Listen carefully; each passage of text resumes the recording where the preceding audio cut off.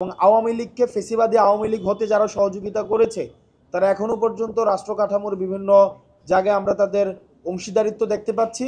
এই অংশীদারিত্বগুলো বিরুদ্ধে সরকার যথাযথভাবে ব্যবস্থা নিতে পারেনি। এটি সরকারের, আমরা মনে করি এটি ব্যর্থতা।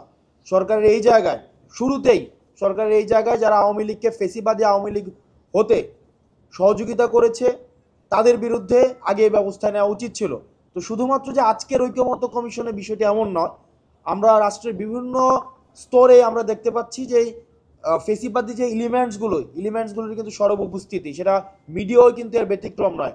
আমরা মিডিয়া, ইন্টালেকচুয়াল কমিউনিটিতে, সিভিল সোসাইটিতে, তারপর হচ্ছে এখন আমরা ঐক্যমত্য কমিশনে বা রাষ্ট্র কাঠামোর বিভিন্ন স্তরেই কিন্তু আমরা দেখতে পাচ্ছি যে ফেসিবাদী যে এলিমেন্টগুলো সেগুলো আবার হচ্ছে রিঅ্যাক্টিভ হচ্ছে।